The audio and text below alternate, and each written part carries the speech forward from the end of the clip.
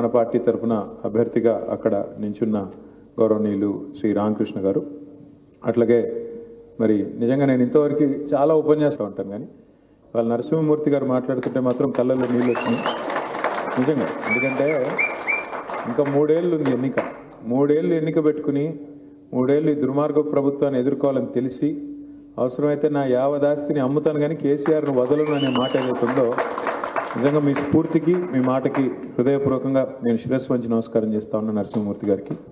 అట్లాగే సోదరులు మాజీ జెడ్పీటీసీ మాజీ ఎంపీపీ బుచ్చన్న గారు, సత్యం గారు, సునీల్ గారు, అట్లాగే లక్ష్మక్క, రాముడు, తాతారావు గారు, అట్లా కృష్ణారెడ్డి గారు, రామ్మూర్తి గారు, పేరు పేరున వేదిక ఎవరన్నా మిస్ అయినా రాంబాబు గారు, మన్నించాలి రాంబాబు గారు, పేరు పేరున అందరికీ, అదేవిధంగా ముందున్న మా ఆడపడుచులకి మా అన్నదమ్ములకి పేరు పేరున హృదయపూర్వకంగా నమస్కారం, హృదయపూర్వకంగా స్వాగతం.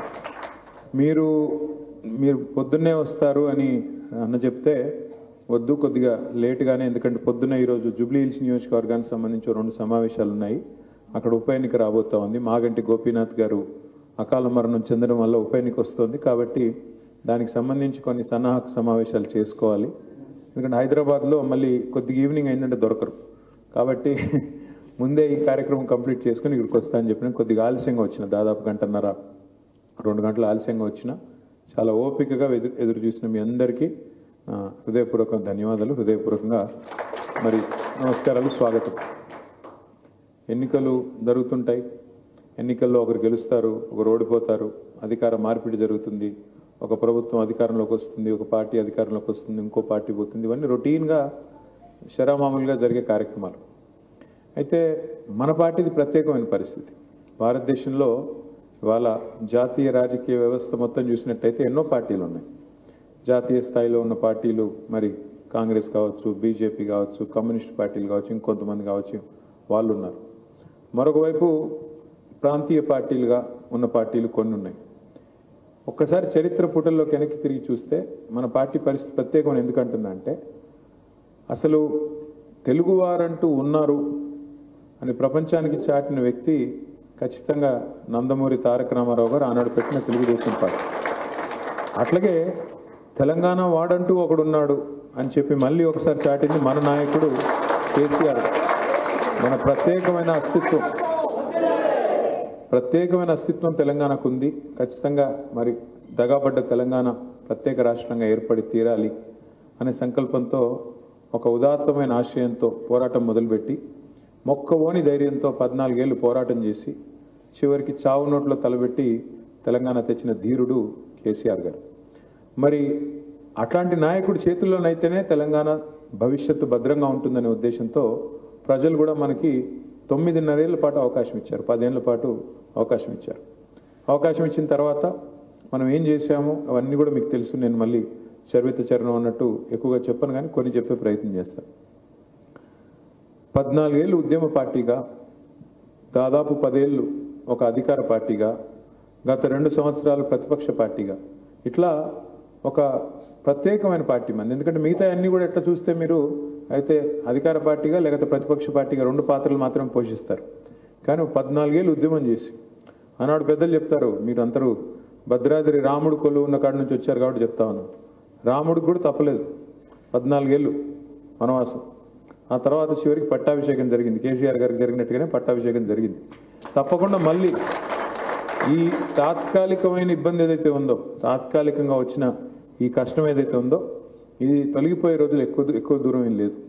ఇది నేను ఇంత ధీమాగా ఇంత కాన్ఫిడెంట్గా ఎందుకు చెప్తా ఉన్నా అంటే, జీవితంలో అప్పుడప్పుడు చెడును అనుభవిస్తేనే మంచి విలువ తెలుస్తుంది. జీవితంలో ఎప్పుడైనా ఏ మనిషికైనా కూడా దుఃఖం అనుభవిస్తేనే సుఖం విలువ తెలుస్తుంది. చీకటిని చూస్తేనే వెలుగు విలువ అర్థమవుతుంది. అట్లాగే ఆకలిని చూస్తేనే అన్నం విలువ కూడా తెలుస్తుంది. అట్లాగే గాడిదలను చూస్తేనే గుర్రం విలువ కూడా తెలుస్తుంది. నేను ఎవరి గురించి అంటున్నానో మీకు అర్థమైందని నేను అనుకుంటాను. ఎందుకంటే ఇదే ప్రజలు మన తెలంగాణ బిడ్డలే.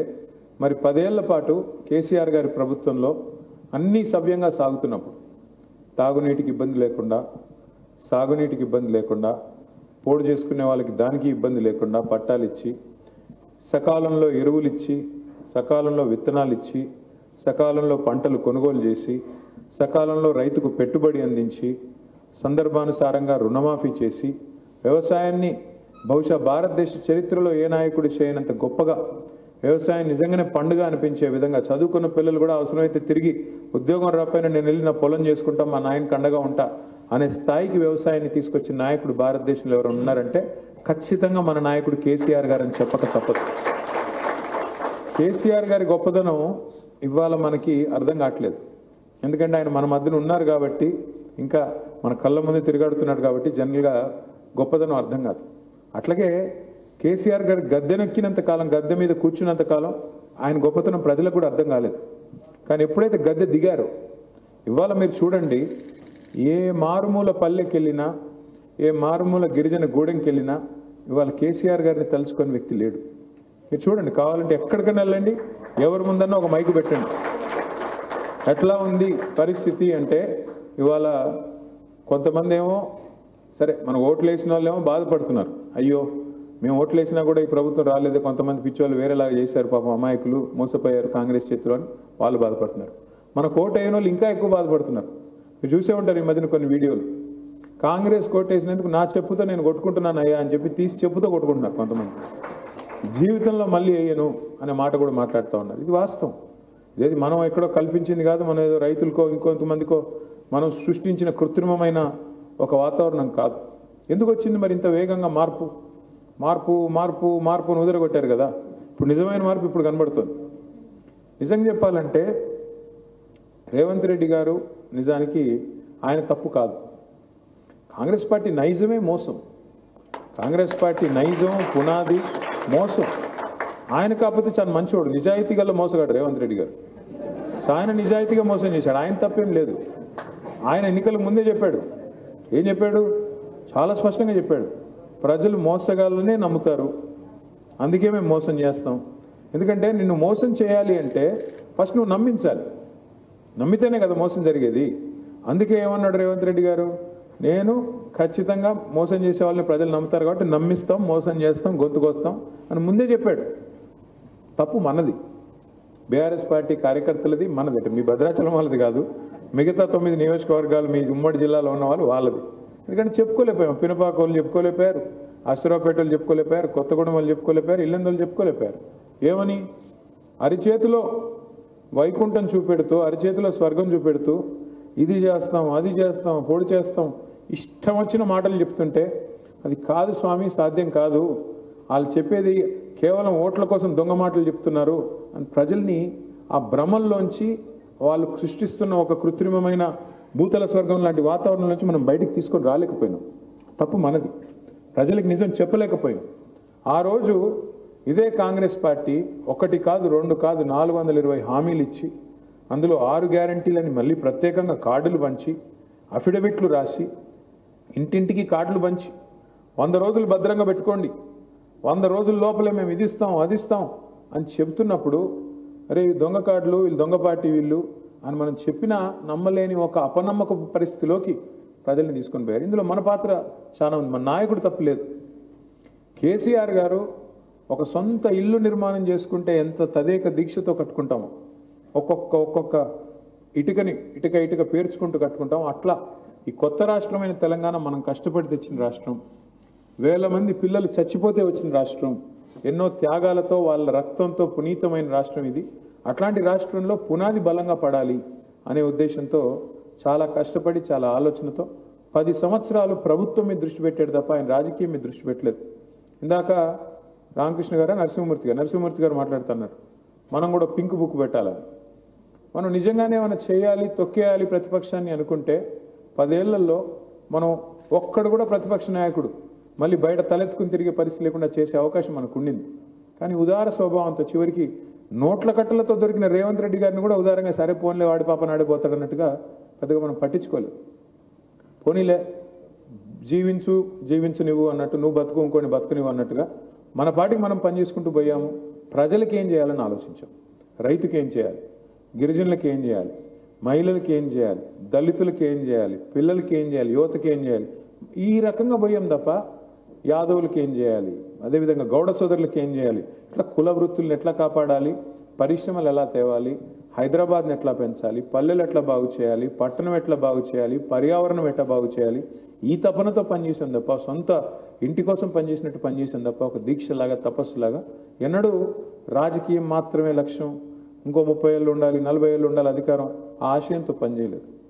ఇక్కడ ఒక తప్పు మాత్రం జరిగింది, ఒక్క చిన్న విషయంలో మిస్టేక్ జరిగింది నా వల్ల. ఇది మన నాయకుడి వల్లనో పార్టీ వల్లనో కాదు, నా వల్ల వ్యక్తిగతంగా. ఎందుకంటే ప్రభుత్వం చేసే మంచి పనులు అల్టిమేట్గా ప్రజలకు ఎవరు చెప్పాలి? మన పార్టీ కార్యకర్తలు చెప్పాలి. ఆ పార్టీ నిర్మాణంలో కానీ పార్టీతో నిరంతర సంభాషణలో కానీ కొంత లోపం ఏదైతే వచ్చిందో డెఫినెట్గా దాని బాధ్యత వర్కింగ్ ప్రెసిడెంట్గా నేను తీసుకోవాలి, అదేవిధంగా నాతో పాటు మా సహచర శాసనసభ్యులు తీసుకోవాలి. ఎందుకు? ఒక చిన్న ఎగ్జాంపుల్ నేను మీకు చెప్తాను. 6.5 లక్షల రేషన్ కార్డులు ఇచ్చాం మనం, 6,47,800 రేషన్ కార్డులు ఇచ్చాం మనం 9.5 ఏళ్లలో. కానీ అవతల కాంగ్రెస్ పార్టీ కార్యకర్త నుంచి మొదలు పెడితే కాంగ్రెస్ పార్టీ అధ్యక్షుడి దాకా ఒక్క కార్డు ఇవ్వలేదు అని కాకిగోల చేస్తుంటే కనీసం ఒక్కరమన్నా దాన్ని సరిచేసి కాదయ్యా 6.5 లక్షల కార్డులు ఇచ్చాము, ఆ కార్డుల పంపిణీలో ఇప్పుడున్న డిప్యూటీ సీఎం, ఆ రోజు ఉన్న సిఎల్పి లీడరు బట్టి విక్రమార్క గారు మదిరలో కూడా కార్డులు పంచాడు. ఇదే పొంగులేటి శ్రీనివాసరెడ్డి గారు ఆ రోజు మన పార్టీలో ఉన్నప్పుడు 3.5 లక్షల రేషన్ కార్డులు ఇస్తున్నందుకు మన కేసీఆర్ గారికి నా హృదయపూర్వకమైన అభినందనలు అంటూ ఆయన సోషల్ మీడియాలోనే పోస్టింగులు పెట్టాడు. మరి ఇవాళ వాళ్ళే ఇక్కడ మంత్రివర్గంలోకి వచ్చి మళ్ళీ సిగ్గు లేకుండా అబద్ధాలు చెప్తున్నారు అంటే దానికి కారణం ఒకటే కదా. మనం ఆ రోజు చాలా నిర్లిప్తంగా ఉండడం, ఉదాసీనంగా ఉండడం, ఆ రోజు వాళ్ళు అబద్ధాలు ప్రచారం చేస్తుంటే కూడా దాన్ని తిప్పికొట్టాలనే సోయి లేకుండా కొంత అతి విశ్వాసంతో ఉండడం వల్లనే నష్టం జరిగింది తప్ప నాయకుడు లోపం కాదు. నాయకుడు కింద ఉన్న మేము, ఎమ్మెల్యేలుగా ఉన్న మేము, పార్టీ నిర్మాణంలో ఉన్న మేము మీకు చెప్పలేదు ఇలా జరుగుతుందని. రెండోది, ప్రభుత్వంలో కూడా ఒక చిన్న తప్పు ఉంది మన వైపు నుంచి. రేషన్ కార్డులు ఇవ్వడం ఏదో బృహత్ కార్యం అని మనం అనుకోలేదు. అది రొటీనే కదా, ఏముంది మీ సేవా సెంటర్లో పోయి అప్లై చేసుకుంటే వాళ్ళ ఇంటికి పోతుంది కదా, అదో గొప్ప పని అనుకోలేదు. దానికి ముఖ్యమంత్రి గారి సమావేశం పెట్టి ఊదరగొట్టే ఉపన్యాసాలు ఇవ్వాలని మనకు తెలియకుండా 6.5 లక్షల కార్డులు మనం చెప్పడం కాదు. ఇది ఉత్తమ్ కుమార్ రెడ్డి గారు ఇవాళ సివిల్ సప్లైస్ మినిస్టర్ మొన్న ఆయన శాసన మండలిలో సమాధానం చెప్పాడు. ఏమని? కేసీఆర్ గారి ప్రభుత్వం ఉన్నప్పుడు 2014 నుంచి 23 వరకు ఎన్ని రేషన్ కార్డులు ఇచ్చారంటే స్వయంగా ఆయన నోటి నుండే శాసన మండలిలో రాష్ట్ర ప్రజలకు తెలియజేసిన విషయం ఏంటి అంటే 6.5 లక్షల కార్డులు ఇచ్చారు కేసీఆర్ ప్రభుత్వం, ఆయనే చెప్పారు. అంటే కాంగ్రెస్ వల్ల మోసం ఎంత గౌరవం అంటే చెప్పడానికి ఇదంతా చెప్తున్నాం మీకు. ఈ రోజు కూడా మనం ఖండించట్లేదు సరిగ్గా, వాళ్ళు ఇంకా వాగుతుంటే ఈ రోజు కూడా ఖండించట్లేదు. ఎందుకు? శిక్షణా తరగతులు పెట్టుకోలేదు మనం. ఇదే కేసీఆర్ గారు అన్న టీడీపీలో శిక్షణా తరగతులు నడిపింది ఆయన, కానీ మనం ఇక్కడ ఆ పని చేయలేదు. ఇప్పుడు మనం చేయాల్సిన పని ఇంకా 3 ఏళ్లలో ఇలాంటివన్నీ సరిదిద్దుకోవాలి. దాంతోపాటు మీరు చూస్తుండండి ఎంత అబద్ధాలంటే వింటా ఉన్నారు రోజు మీరు. ఒక మంత్రి గారేమో మేము మా ప్రభుత్వం ముఖ్యమంత్రి గారు 60,000 ఉద్యోగాలు ఇచ్చింది అంటాడు, ఇంకో మంత్రి గారేమో 70,000 ఉద్యోగం ఇచ్చామంటాడు, ఇంకో మంత్రి గారు అయితే 1,00,000 ఉద్యోగాలు దాటిపోయినాయి అంటాడు. అంటే చూడండి వాళ్ళు ఎంత సిస్టమేటిక్గా ఇవ్వని ఉద్యోగాలు ఇచ్చినట్టుగా. అసలు నిజంగా ఇచ్చింది ఎంత? అశోక్ నగర్ చౌరస్తాలో ఏ పిల్లోని అడినే చెప్తాడు 5,000 ఉద్యోగాలు దాటలేదు. 5,000 ఉద్యోగాలు దాటి ఇవ్వలేదు. మొదటి సంవత్సరంలోనే 2 లక్షల ఉద్యోగాలు ఇస్తామని చెప్పి 22 నెలలు అయిపోయిన తర్వాత కూడా 5,000 ఉద్యోగాలు కూడా ఇవ్వకుండా అలవోకగా అబద్ధాలు చెప్తున్నారు.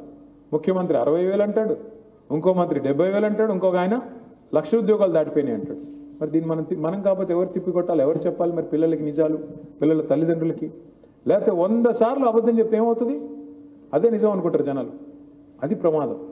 మూడవ మాట, ఇప్పుడు ఎట్లా ఉందంటే పరిస్థితి, ఇష్టం వచ్చినట్టు అడ్డగోలు హామీలు ఇచ్చారు. అడ్డగోలుగా ఏం కావాలి మీకు? మీ ఇంటి ముందు చంద్రుని కట్టేయమంటావా? కట్టేస్తా పో నా ఓటే. కేసీఆర్ 10,000 ఇస్తున్నాడా? నేను 15,000 ఇస్తా. కేసీఆర్ 2 పంటలకు ఇస్తున్నాడా? నేను 3 పంటలకు ఇస్తా. కేసీఆర్ గారి ఇంట్లో ఒక ముసలమ్మకో ముసలయ్యకో పెన్షన్ ఇస్తున్నాడు, నేను ఇద్దరికి ఇస్తా. కేసీఆర్ 2,000 ఇస్తున్నాడా? నేను 4,000 ఇస్తా. కేసీఆర్ 1,00,000 రూపాయలు ఇస్తున్నాడా? నేను తులం బంగారం ఇస్తా దాని మీద నుండి. ఇట్లా నోటి కొంత వస్తే అంత, ఎంత నోరు ఎటు నరం లేని 4 ఇష్టం వచ్చినట్టు తిప్పారు. నోటికి వచ్చింది చెప్పారు. ఆడపిల్లలకి స్కూటీలు అన్నారు, విద్యా భరోసా కార్డులు అన్నారు. ఇవాళ కార్డు ఎత్తేసారు. మొత్తానికి ఏమంటున్నారు? డబ్బులు ఎక్కడి? డబ్బులు లేవు. ఇదే బట్టి విక్రమార్క గారిని ఎలక్షన్లకు ముందు టీవీ వాళ్ళు అడిగారు, ఏమయ్యా మరి మీరు ఇష్టం వచ్చినట్టు చెప్తున్నారు, మరి మీ కాడ పైసలు ఉన్నాయా? యాడ్ నుంచి వస్తాయి ఇన్ని? మీరు చెప్పేదంతా లెక్క కూడితే 4-5 రాష్ట్రాల బడ్జెట్తో సమానంగా ఉంది, ఎట్లా వస్తుంది అంటే ఆయన డైలాగ్ కొట్టాడు. ఏముందండి, మా కాంగ్రెస్ పార్టీని శంకిస్తున్నారా? 125 సంవత్సరాల చరిత్ర కలిగిన పార్టీ మాది. మేము కేసీఆర్ లాగా బక్కగాలేము, అందరం దొడ్డుగా పెద్దగా ఉన్నాం. ఎంతంటే అంత సంపద సృష్టిస్తాం, సృష్టించి పేద ప్రజలకు పనిచేస్తాం. మాకు 125 సంవత్సరాల అనుభవం ఉంది, అపారమైన అనుభవం కలిగిన పార్టీ కాంగ్రెస్ పార్టీ. మాకు తెలీదా? మేము ఎన్ని రోజులు అధికారం వెలగబెట్టాం అని డైలాగులు కొట్టి ఊదరగొట్టి మొత్తానికి ప్రజల్లో ఒక విశ్వాసం కల్పించి చివరికి అబద్ధాల పునాదుల మీద వాళ్ళు అధికారంలోకి వచ్చారు. వచ్చిన తర్వాత ఈరోజు ఏంటి పరిస్థితి? వాళ్ళకి తెలుసు, చెప్పింది అబద్ధాలు, ఇచ్చినవి దొంగ హామీలు, నోటికొచ్చింది వాగారు. అధికారంలోకి వస్తామని వాళ్ళు కూడా అనుకోలేదు, ఏదో వాగాలి కాబట్టి వాగారు. వచ్చి పడ్డారు, తంతే గారెల బుట్లో పడ్డట్టు వచ్చి పడ్డారు. పడ్డానికి ఏం చేయాలి ఇప్పుడు తప్పించుకోవడానికి? కేసీఆర్ అప్పులు పాలు చేశాడు, మొత్తం అప్పులు పాలు అయిపోయింది, నాశనం అయిపోయింది రాష్ట్రం, అందుకే మేము ఇవ్వలేకపోతున్నాం అని కుంటి సాకులు ఎత్తుక్కొని ఈరోజు తప్పించుకునే ప్రయత్నం చేస్తూ ఉన్నారు. ఇది ఎట్లా ఉంది అంటే, వెనకటికి ఎవడో మొహం బాగాలేకపోతే అద్దం పగలు కొట్టాడంట. ఆడ ముఖం బాగాలేదు, ఆడెళ్ళి అద్దం పగలు కొట్టాడు. ఏంద్రా నా ముఖం బాగా కనబట్లేదు అన్నాడు. అట్లే నీళ్ళ పరిస్థితి కూడా, నడపడం చేత కాదు, ప్రభుత్వాన్ని నడిపే తెలివి లేదు, ప్రజలకు ఎట్లా సంపద పెంచి సంపద పంచాలి అనే విషయంలో అవగాహన లేదు. ఎందుకంటున్నాను ఈ మాట అంటే బాధతో అంటున్నాను. మీరు ఆలోచించండి జాగ్రత్తగా. కేసీఆర్ గారి ప్రభుత్వం ఉన్నప్పుడు ప్రపంచంలో ఎన్నడూ ఎదుర్కొని ఒక ఉపద్రవం ఎదుర్కొన్నాం మనం. కరోనా రూపంలో వచ్చింది. ఎవడన్నా కలలో అనుకున్నాడా మూతికి బట్ట కట్టుకొని ఇంట్లో కూర్చునే రోజులు వస్తాయని? 2-3 నెలలు చివరికి మొత్తం వ్యాపారాలు బంద్, అన్ని బంద్, నోరు మూసుకుని ఇంట్లో కూర్చున్న పరిస్థితి. అందరూ ఎక్కడ వాళ్ళు అక్కడ బతికితే బలుసాకు తినొచ్చు అని ఇంట్లో కూర్చున్న పరిస్థితి. మొత్తం దాదాపు 2 ఏళ్ల పాటు ప్రభుత్వానికి ఆదాయం లేదు, బయట కొనేది లేదు, అమ్మేది లేదు, వ్యాపారం లేదు. ఏం లేకపోతే ప్రభుత్వానికి ఆదాయం ఎక్కడి నుంచి వస్తుంది? లేదు కదా. కానీ ఏ ఆదాయం లేకపోయినా, దమ్మిడి ఆదాయం లేకపోయినా ఆ రోజు తెలంగాణలో రైతు బంధు ఆగిందా? పెన్షన్లు ఆగినాయా? కళ్యాణ లక్ష్మి ఆగిందా? షాదీ ముబారక్ ఆగిందా? రైతు బీమా ఆగిందా? పేద ప్రజల సంక్షేమ కార్యక్రమాలు ఏ ఒక్కటన్నా ఆగిందా? రైతుకు సంబంధించిన ధాన్యం కొనుగోలు ఆగినాయా? మంచినీళ్ళు ఆగినాయా? ఎందుకు ఆగలేదు మరి? ఎందుకంటే కేసీఆర్ కిట్ ఆగిందా? ఏది ఆగల అంటే, నిన్నెవరో మిత్రుడు చెప్తున్నాడు, మనిషికి ఉండాల్సింది కండ కాదు, శరీరంలో కండ కాదు, గుండె ఉండాలి. ఆ గుండె ఉన్న నాయకుడు కేసీఆర్. గుండె ధైర్యం, ఆ గుండె నిండా ధైర్యం ఉన్న నాయకుడు కేసీఆర్. దమ్మిడి ఆదాయం లేకపోయినా పేదలను ఎట్లా కాపాడుకోవాలో కడుపులో పెట్టుకుని తెలిసిన నాయకుడు కేసీఆర్. కాబట్టి ఆదాయం 0 అయినా అద్భుతంగా రాష్ట్రాన్ని కరోనా టైంలో కూడా సంక్షేమ కార్యక్రమాన్ని ఆపకుండా, అభివృద్ధి కార్యక్రమాలు ఆపకుండా, హైదరాబాద్లో మేము మొత్తం కరోనా టైంలో మొత్తం బంద్ ఉంటే మొత్తం ఫ్లైఓవర్లు వేసుకున్నాం, మొత్తం రోడ్లు వేసుకున్నాం. టైం ఎందుకంటే మాకు దొరకదు, హైదరాబాద్లో 6 గంటలకు మించి రోడ్ వేయడానికి టైం ఉండదు. కానీ అప్పుడు ఏంటి 24 గంటల టైం దొరికింది మాకు. టక మొత్తం కరోనా నుంచి బయటకు వచ్చేసరికి కొత్త రోడ్లు కనబడే పరిస్థితి తెచ్చాం. అట్లా అభివృద్ధి ఆగలేదు, సంక్షేమం ఆగలేదు, అడ్వాంటేజ్ తీసుకున్నాం. ఒక ఉపద్రవాన్ని కూడా అడ్వాంటేజ్గా తీసుకొని ఎలా నడపాలో చూపెట్టారు కేసీఆర్ గారు. ఆ రోజుల్లో మీకు గుర్తుండాలి, కేసీఆర్ గారు సాయంకాలం 6 గంటలకు ప్రెస్ మీట్ పెడుతున్నారంటే అందరూ టీవీల ముందు కూర్చునేవాళ్ళు. ఆంధ్రాలో, తెలంగాణలో, ప్రపంచంలో తెలుగువాడు ఎక్కడున్నా టీవీ ముందు వచ్చి కూర్చున్నట్టు. కేసీఆర్ గారు చెప్తున్నారంటే ధైర్యం వస్తుంది. ఇంటే ఆయన పెద్ద ఆయన మాట్లాడతారంటే ఒక ధైర్యం, ఏం కాదులే ఆయన చెప్పాడంటే మంచి జరుగుతుంది అని ఒక ధైర్యంతో టీవీల ముందు చూసేవాళ్ళు, ఇండియాకి పాకిస్తాన్ క్రికెట్ మ్యాచ్ చూసినట్టుగా. ఇది వాస్తవం. ఇవాళ ఈయన పరిస్థితి ఏంటి? మనం ఎంతోమంది గొప్ప గొప్ప ముఖ్యమంత్రులను చూసాం, మంచి వాళ్ళని చూసాం, మన కళ్ళ ముందే. ఎన్టీ రామారావు గారిని చూసాం, తర్వాత చంద్రబాబు నాయుడు గారిని చూసినాం, తర్వాత రాజశేఖర రెడ్డి గారిని చూసాం, తర్వాత రోసయ్య గారిని చూసాం, కిరణ్ కుమార్ రెడ్డి గారిని చూసాం, తర్వాత కేసీఆర్ గారిని చూసాం. ఎంతమంది నా కళ్ళ ముందు నేను చూసిన వాళ్ళని చెప్తాను. నాకంటే పెద్దలు చాలా మంది ఉన్నారు, ఇంకెక్కువ మంది చూసుంటారు మీరు. కానీ నేను ఇలాంటి ముఖ్యమంత్రిని మాత్రం జీవితంలో చూడాల. నేను అడుగుతా ఉన్నా మిమ్మల్ని, మీరు ఆలోచించండి. ఎవరన్నా ముఖ్యమంత్రి సెక్రటేరియట్కి వచ్చి ఇక్కడ లంకి బిందులు ఉంటాయనుకుని వచ్చినా లంకి బిందెలు లేవు ఇక్కడ అంటాడా? ఎవడు తిరుగుతాడు లంకి బిందుల కోసం? ఎవడు చూస్తాడు లంకి బిందుల కోసం? నిజానికి దొంగలు. ఏం మాటలు అవి నాకు అర్థం కాదు. ముఖ్యమంత్రి అయిన తర్వాత కూడా నీ గుడ్లు బీకి గోటీలు ఆడతా, నీ పేగులు తీసుకొని మెడలు వేసుకుంటా. మరి ఇదేం భాష నాయన? నాకు అర్థం కాదంటే నువ్వు గుడ్లు బీకి గోటీలు ఆడతావా, పేగులు తీసి మెడలు వేసుకుంటావా? ఏమనాలి ఇట్లాంటి వాడిని? ఇంకా ఘోరం ఏంటంటే, ఇప్పుడు ఈ రూమ్లో ఉన్న వాళ్ళల్లో, ఈ హాల్లో ఉన్న వాళ్ళల్లో ఏ ఒక్కరన్నా అప్పులేని వాళ్ళు ఎవరన్నా ఉన్నారా? ఉంటే ఎవరన్నా చేయలేపండి చూద్దాం. నరసింహమూర్తి అన్న నీకు కూడా అప్పు ఉందా? ఉందంట ఆయనకు కూడా. పాపం అంతో ఎంతో అన్న బాగున్నాడేమో అనుకుని ఆయనకు కూడా అప్పు ఉందంట. అప్పున్న అప్పు చేసి పప్పు కూడా తిన్నా, లోపల బనీన్కు పొక్కలున్నా, మీది నుంచి మాత్రం పైకి వెళ్ళి మాత్రం మంచి అంగి వేసుకుంటాం లేదా? పైకి వెళ్ళి మాత్రం కడక్ అంగి వేసుకొని ఊపర్ షేర్వాని అందరు పరేషాని అన్నా కూడా బిల్డప్ మాత్రం తగ్గొద్దు. ఎందుకంటే అప్పు ఉన్నా మళ్ళీ అప్పు పుట్టాలి కదా. పుట్టాలంటే ఏం చేయాలి? కొద్దిగా పైకి అంగి మాత్రం మంచిగా వేసుకోవాలా లేదా?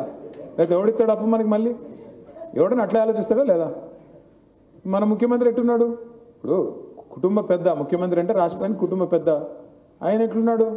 తెల్లారు లేస్తే నా రాష్ట్రం సంకనాకపోయింది, నా రాష్ట్రం దివాలా తీసింది, నా రాష్ట్రం అప్పుల పాలైపోయింది, మా రాష్ట్రం క్యాన్సర్ రోగి, మా రాష్ట్రం ఎయిడ్స్ పేషెంట్. ఇదే ముఖ్యమంత్రి మాట్లాడే మాట. నేను ఢిల్లీ పోతే ఎవడు అపాయింట్మెంట్ ఇట్లేదు, చెప్పులు దొంగతనం చెప్తానే భయపడుతున్నారు. ఇలాంటి ముఖ్యమంత్రిని ఎప్పుడైనా చూసినామా? రోషయ్య గారు ఉన్నప్పుడు ఆయన కూడా చెప్పేటోడు ఎక్కడున్నాయా పైసలు అనేటోడు, అంతేగాని ఈయన అనేటోడు కాదు. ఆయన ఎక్కడున్నాయా పైసలు, ఎక్కడున్నాయి అనేవాడు. ఇంకా ఘోరం ఏంటంటే వీళ్ళే కదా బిల్డప్ ఇచ్చింది. 100 రోజులు 6 గ్యారంటీ, అటు సూర్యుడు ఇటు పొడిసిన 600 అయినా మేము ఇది చేస్తాం అది చేస్తాం డైలాగ్ కొట్టింది ఇల్లు కదా. ఆయన పట్టుకొని ఏమయ్య రేవంత్ రెడ్డి గారు మరి 100 రోజుల్లో చేస్తానో కదా, 600 రోజులైంది, ఎక్కడ పోయినాయి నీ గ్యారంటీలు అంటే ఏం చేస్తారా? ఆయన కోసుకొని తింటారా? ఎవడు కోసుకొని తింటాడు? నేను సేపువా, జామకాయవా, లేదా మామిడి పండువా? ఎందుకు కోసుకొని తింటారు? నేను నాకు అర్థం కాదు. అంటే ఇలాంటి తిక్కలోడు నా జీవితంలో నేనైతే చూడలేదు. ప్రజలు కూడా అందుకే మీరు చూస్తే ఇంత తొందరగా ఒక ముఖ్యమంత్రి మీద, ఒక ప్రభుత్వం మీద కోపం వచ్చింది, రివర్స్ అయింది. బహుశా చరిత్రలో భారతదేశంలో ఎక్కడ జరగలేదు. మీరు చూడండి, నేనేదో ఆషామాషిగా చెప్పట్లేదు. ఒక సామాన్యుడి ముందు యూరియా బస్తా కోసం లైన్లో నిల్చున్న సామాన్యుడి ముందు గొట్టం పెడితే ఎట్లా ఆక్రోషిస్తున్నారు, ఎట్లా తిడుతున్నారు. ముఖ్యమంత్రి అనే భయం లేదు, ప్రభుత్వం అనే భయం లేదు. మరి అసలు ఫోన్ వచ్చింది, ఇప్పుడు కృష్ణారెడ్డికి ఆడవాడు ఫోన్ చేశాడని నేను టెన్షన్ పడుతున్నాడు పోలీసుడు. వాళ్ళు సామాన్యుడు అసలు భయం కూడా పడట్లేదు. ముఖ్యమంత్రి అయితే ఎవడైతేనని చెప్పి ఎంట్రికతో సమానం అన్నట్టుగా చూస్తున్నారు వాస్తవం చెప్పాలంటే. అసలు నాకు తెలుగు భాషలో ఎన్ని తిట్లుంటాయని కూడా తెలియదు.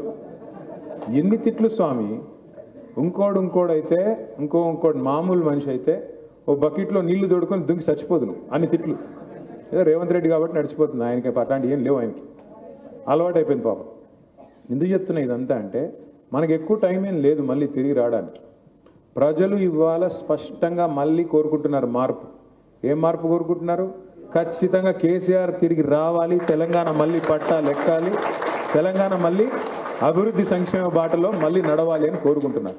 సరే, మధ్యలో మీ ఎమ్మెల్యే ఆటలో అరటిపోయాడు, ఆయనదే ఉందిలే పాపం. కానీ ఇక మా కాంతారావు అనేమో ఆయన పోయాడు పోలేదు, ఇంకా బతికే ఉన్నాడు. మా కాంతన్న అంటున్నాడు, మళ్ళీ ఇంకొకరు అంటున్నారు పోయలేదు స్వామి, ఆయన ఉన్నాడు, ఆయన డాక్టరు, ఆయన 4 గోళీలు వేసుకొని బతికే ఉంటాడు, ఆయన ఎడబోతాడు. కానీ పార్టీలోంచి పోయాడు, ఏం పర్లేదు, పోయాడు. కానీ ఇప్పుడు విచిత్రం ఏంటంటే రాష్ట్రంలో పరిస్థితి ఎంత విచిత్రంగా ఉందంటే 10 మంది మన వాళ్ళు ఎమ్మెల్యేలు పోయారు. మరి టీవీ వాళ్ళు పోయి అడుగుతున్నారు ఏ పార్టీలో ఉన్నావా. మొన్న ఆయన కడియం శ్రీగారు చెప్తున్నాడు అడ్డదిడ్డంగా, ఏ పార్టీలో ఉండాలో ఆ పార్టీలో ఉన్నా. నాకు అనిపించింది, ఇప్పుడు మీ కొడుకు మీ పిల్లోడు ఉంటాడు, మీరు సాయంత్రం ఎక్కడో బయటికి పోతున్నా అమ్మ అంటాడు, నాన్న అంటాడు, పోతాడు. 10:30కి ఇంకా ఇంటికి రాలేదు. మీరు ఫోన్ చేశారు, అరే ఎక్కడున్నారా అని అడిగారు. నేను ఎక్కడుండాలో అక్కడే ఉండా అన్నాడు అనుకో. దవడ మీగలు ఒకటి పీకాలనిపించదు. ఇలా అతి తెలివి ఎక్స్ట్రా యాక్టింగ్లు. పోయారు, చెప్పిసావచ్చు కదా, అంత భయం ఎందుకు? చెప్పు దమ్ముంటే నేను పోయాను కాంగ్రెస్లోకి, ఎదుర్కొంటా ఉప ఎన్నికని మొగాడు అయితే రా, చూసుకుందాం భద్రాచలంలో. ఇంత భయం ఎందుకు రాజకీయంలో? ఇంత భయం ఎందుకు? నిజంగానే మీరు పొడిస్తే 22 నెలల్లో అంత పోటుగాళ్ళు అయితే రా. రేవంత్ రెడ్డి అంత పోటుగాడు కదా, మరి ఎన్నికలకి ఎందుకు భయపడుతున్నావు? సర్పంచ్ ఎన్నికలు పెట్టాలంటే భయం, జెడ్పీటీసీ పెట్టాలంటే భయం, ఉప ఎన్నికలు ఎదుర్కోవాలంటే భయం. కానీ బయటికి మాత్రం మేకపోతే గాంభీర్యం. ఏమని మనం చాలా అద్భుతంగా చెప్తున్నాం ఇందిరమ్మ రాజ్యం. మరి అంతుంటే రా, ఎవడొద్దనండి, నిన్ను 10 మందిని రాజీనామా పెట్టించు, లేదా స్పీకర్తో డిస్క్వాలిఫికేషన్ చేయించు, డ్రామాలు బంద్ చేయి. ఇప్పుడు మాట అంటే వాళ్ళు ఒక్కొక్కడు మాట్లాడతారనమాట. మీ పార్టీలో మీరు చేర్చుకోలేదా? అవును చేర్చుకున్నాము. చేర్చుకున్నప్పుడు ఏమన్నారు మా వాళ్ళు, చేరిన వాళ్ళంతా? ఎస్ మేము చేరాము బీఆర్ఎస్లో అని చెప్పి నిటారుగా నించున్నారు, ఏ పరీక్షకైనా సిద్ధపడ్డారు ఆనాడు మనం చేసినప్పుడు. మీలాగా నంగనాచి కబుర్లు చెప్పట్లేదు కదా. మీలాగా ఎస్ చేరాము మేము బీఆర్ఎస్ పార్టీలో అని చెప్పారు, స్పీకర్ గారు బులెటిన్ ఇచ్చారు, ఏ పర్యవసనానికైనా రెడీ అయ్యారు. మీరేంది నాకు అర్థం కాదు. ఏ పార్టీలో ఉన్నారంటే నాకు తెలిసి 2 లింగాలు ఉంటాయి ప్రపంచంలో, ఒకటి పురుషలింగం, రెండోది స్త్రీలింగం. వీళ్ళు ఏ లింగమో ఎవడికి తెలియదు,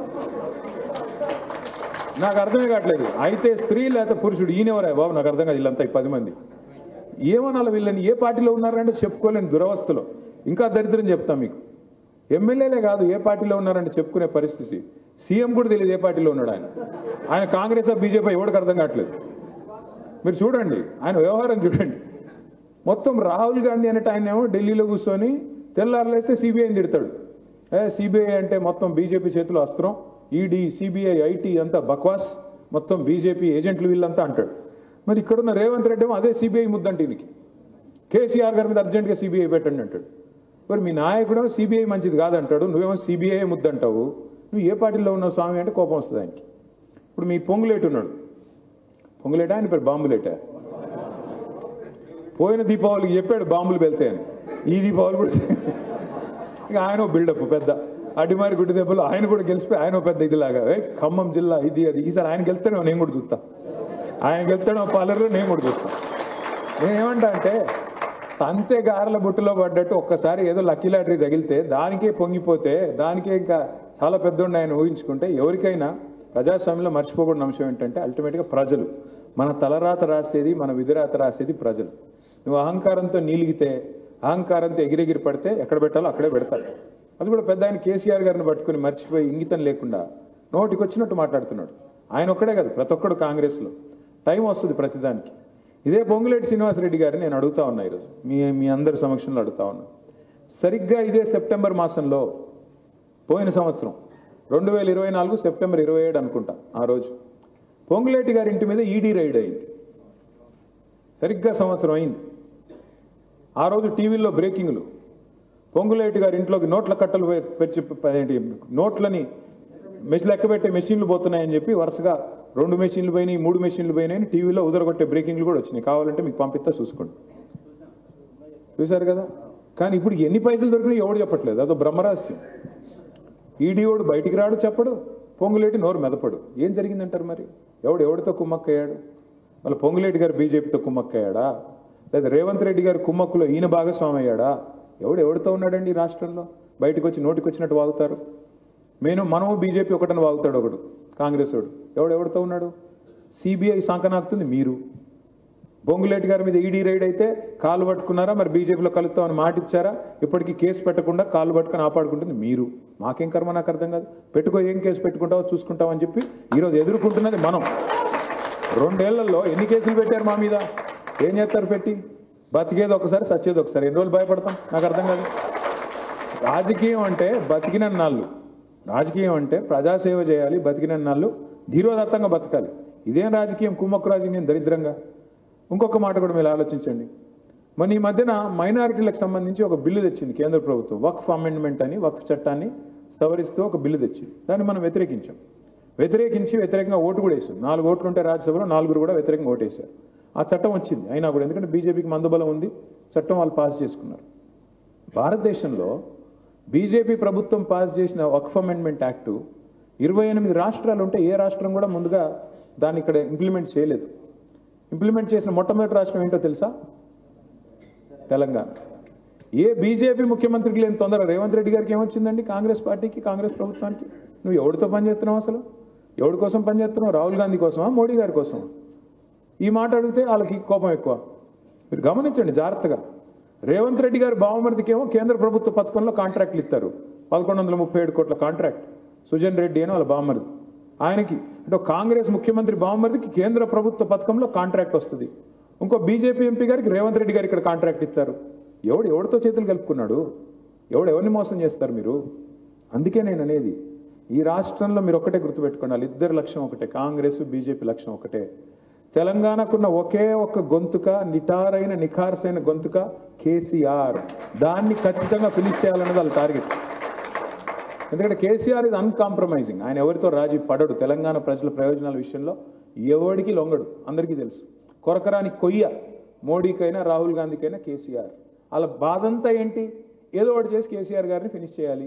చేస్తే ఆ తర్వాత మైదానం నీది నాది, మన ఇద్దరం కొట్లాడుకుందాం. మనందరం లేవా కేసీఆర్ గారిని కాపాడుకోవడానికి, పార్టీని కాపాడుకోవడానికి? ఇలా నిజంగా చెప్తున్నా, మీరు నమ్మండి. నిన్న అచ్చంపేట వాళ్ళు వచ్చారు. అచ్చంపేటలో మన మాజీ ఎమ్మెల్యే గారు వెళ్ళిపోయారు పార్టీ నుంచి. అక్కడ ఒక సమావేశం పెడితే, మాజీ ఎమ్మెల్యే గారు వెళ్ళిపోతే ఒక సమావేశం అచ్చంపేటలో పెడితే 4000 మంది సోదరులు, కార్యకర్తలు, నాయకులు, అక్కడ పెద్ద నాయకుడు ఎవరు లేరు, 4000 మంది వాళ్ళు మీటింగ్ పెట్టుకొని వాళ్ళు చెప్పారు మాకు కేసీఆర్ గారు ముఖ్యం, మాకు పార్టీ ముఖ్యం, నువ్వు పోతే పో, మేము మాత్రం పార్టీతోనే ఉంటాం. ఇవాళ అదే స్ఫూర్తి మళ్ళీ భద్రాచలంలో కూడా కనబడతా ఉంది నాకు. మా ఎమ్మెల్యే పోయాడు, మాకేమో అయిపోయింది, మేమేమో అవుతాం, మీరు ఎవడు మీ మొదల్లో భయం కూడా కనబట్టలేదు నాకు. ఇంకా ఉల్లాసంగా ఉన్నారు, చాలా ఉల్లాసంగా ఉన్నారు. అది కూడా మీరు 200 మంది రావచ్చు, కానీ ఇంకా నాకు ఖచ్చితంగా నమ్మకం ఉంది. ఇది సిమ్టమ్. ఇక్కడికి వచ్చిన వాళ్ళు మీరు మిగతా మన నాయకులు, మన కార్యకర్తలు ఎవరైతే, మన అభిమానులు, మన పార్టీ అభిమానులు ఎవరైతే ఉన్నారో వాళ్ళు ఇక్కడికి మీరు వచ్చారంటేనే 5-5:30 గంటలు ప్రయాణం చేసి మళ్ళీ తిరిగి అంత దూరం పోవాలి మీరు, నాకు తెలుసు. అంటే ఎంత ఉత్సాహం, ఎంత విశ్వాసము, నాయకుడి మీద ఎంత అభిమానం, పార్టీ మీద ఎంత అభిమానం, పుట్టిన గడ్డ మీద ఎంత మమకారం ఉంటే వస్తారండి మీరు, నాకు అర్థం కాదు. ఇంకో 3 ఏళ్ళు ఎదుర్కోవాలి విషమ పరీక్ష, మీకు తెలుసు. అయినా మొక్కవని ధైర్యంతో మీరు ఇక్కడ దాకా వచ్చినారు. నేను మీకు మాటిస్తా ఉన్నా, భద్రాచలం నియోజకవర్గానికి ఎక్కువ టైం ఏమీ లేదు. దసరా తర్వాత ఒక వారం రోజుల తర్వాత పెట్టండి మీటింగ్, నేను వస్తాను తప్పకుండా.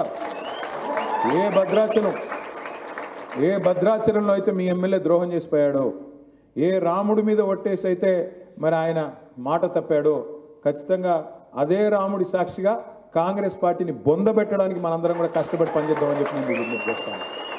ఖచ్చితంగా మోసం చేసిన వాడికి తప్పకుండా శిక్ష పడాల్సిందే. ఇంకోటి మీరు గుర్తుపెట్టుకోండి, ఇందాక అన్న మాట్లాడుతూ ఒక మాట అన్నారు, రాంప్రసాద్ గారా లేకపోతే రామకృష్ణ గారా, మూర్తి గారా, ఖచ్చితంగా 3-4 జెడ్పీటీసీలు గెలుస్తామని. 3 కృష్ణారెడ్డి ఇందాకంటే నా ఫోన్ చూపెట్టి నాకు పోలీసు వాడు ఫోన్ చేసాడని. ఎక్కువ టైం పట్టదు తమ్ముడు, మీరేం టెన్షన్ పడొద్దు. మీరు లోకల్ బాడీస్లో ఇదే స్ఫూర్తితో ఉంటే, మీరు ఇట్లాగే వాజేడు, వెంకటాపురం, చెర్ల, భద్రాచలం, దుమ్ముగూడెం మీరు కొట్టారనుకో, జెడ్పీటీసీలు, ఎంపీపీలు చచ్చుకుంటూ ఇదే పోలీసు వాళ్ళు మీ చుట్టూ తిరిగి సల్యూట్ కొట్టే రోజు ఎక్కువ దూరం లేదు. చచ్చుకుంటూ అదే వస్తుంది, వాళ్ళే వస్తారు. అన్నా నన్ను మీ ఎమ్మెల్యే గారి దగ్గరికి, మీ కేటీఆర్ గారి దగ్గర తీసుకెళ్ళండి, కొద్దిగా మీ కాంతారావు గారి దగ్గర తీసుకెళ్ళండి, ఎందుకంటే రేపు మళ్ళీ గవర్నమెంట్లో కొద్దిగా నాకు మంచి పోస్టింగ్ ఇవ్వ, నన్ను కొద్దిగా ఇప్పుడు నేను మీకు సహకరిస్తాను, రేపు మీరు నాకు సహకరించండి అని చెప్పి లోపల మీతోనే సెట్టింగ్లు పెట్టుకుంటారు. కలెక్టర్లు, గిలెక్టర్లు అందరూ మీ చుట్టూ తిరిగే రోజు ఎక్కువ టైం లేదు, అయిపోయింది. Honeymoon period of Congress party is over. ప్రజలు ఎవడు నమ్మట్లేదు. ఇప్పుడు ఆడేమైనా చేద్దామంటే కూడా ఆయన నమ్మేటోడు కూడా ఎవడు లేడు. ఎందుకంటే ప్రజలకు అర్థమైపోయింది, ఈ కేసు ఉత్తి కేసే, ఇదంతా ఉత్త మాటలు తప్ప, సౌండ్ ఎక్కువ తప్ప లోపల ఏం విషయం లేదు, అంతా ఉత్తిదే. అసలు ఎన్ని అబద్ధాలు చెప్పారు. 2,500,000 ఇస్తా అన్నాడు. నేను మన సూర్యాపేట పోయినా, నేను మా నాయకుడు ఒకడికి కొత్తగా పెళ్ళయింది, పెళ్ళికి పోలేదు కాబట్టి ఇంటికి రమ్మంటే ఇంటికి పోయా. ఇంటికి పోతే వాళ్ళ అమ్మగారని పరిచయం చేశారు తీసుకొచ్చి. మా అమ్మగారు అన్న అంటే నమస్తే అమ్మ అని, బాగున్నారా, ఆరోగ్యం బాగుందా, అది ఇదని అడిగి, ఎట్లా ఉన్నారు మరి, కొత్త కోడలు ఎట్లా ఉంది అన్న. ఏం కోడలే అయ్యా అన్నది. అమ్మ ఇదేనమ్మా ఇట్లాంటిది అమ్మ అని చెప్పి, ఏమైందమ్మా అన్న.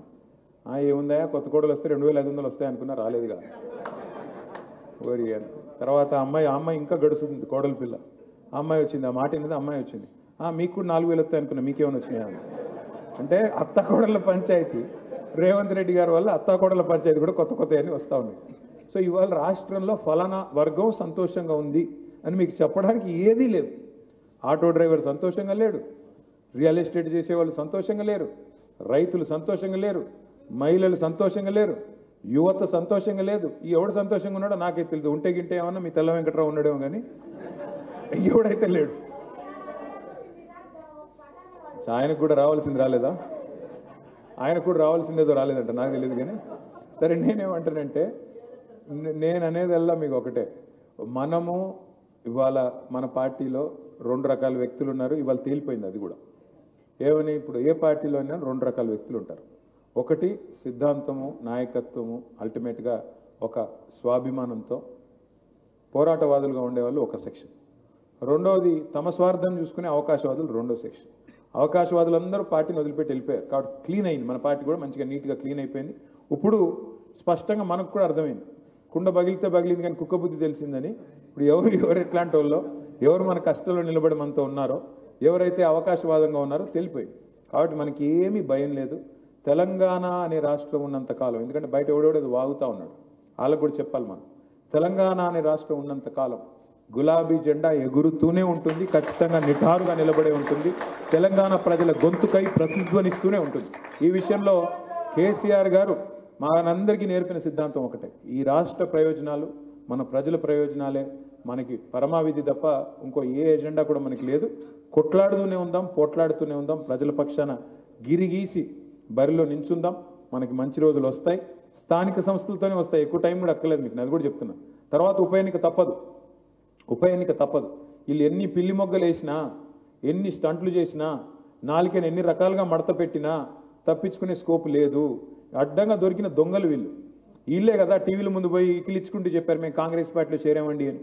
అవన్నీ వీడియోలు ఉన్నాయి, ఏడనో పోలే. ఆ వీడియో జడ్జి గారు ముంగట పెడితే ఆయన అంటాడు తీసవతలు పడేయండి. కాబట్టి ఎక్కువ టైం ఏం లేదు, 6 నెలల 9 నెలల భద్రాచలంలో ఉప ఎన్నిక వస్తుంది. మీలోంచి ఒకరే ఎమ్మెల్యే అవుతారు. మీ భద్రాచలం మీ జిల్లాలోంచే మీ నియోజకవర్గం నుంచి ఎమ్మెల్యే అవుతారు. తప్పకుండా మళ్ళీ గెలిపించాల్సింది మీరే, పోరాటం చేయాల్సింది మీరే. రేపటి రోజున తిరిగి మన నాయకుడు కేసీఆర్ గారిని ముఖ్యమంత్రి అయ్యేదాకా పట్టువదలని విక్రమార్కుల్లాగా అందరం కూడా, పట్టువదలని విక్రమార్కుడు అంటే బట్టి విక్రమార్క కాదు, పట్టువదలని విక్రమార్కుల్లాగా అందరం గట్టిగా పోరాడదాం, ముందుకు పోదాం. తప్పకుండా మీ అందరి ఆశీస్సులతో తిరిగి మంచి రోజులు వస్తాయని చెప్పి బలంగా విశ్వసిస్తూ పనిచేద్దాం. మీకు మాట ఇచ్చాను నేను, చివరి మనిషి దాకా ఫోటో దిగిపోతానని. పని చేద్దాం, ఓ పద్ధతిలో ఇట్లా పోదాం. ఫస్ట్ లేడీస్ అయిపోయినాయండి, ఆ తర్వాత మిగతా వాళ్ళందరం పోదాం.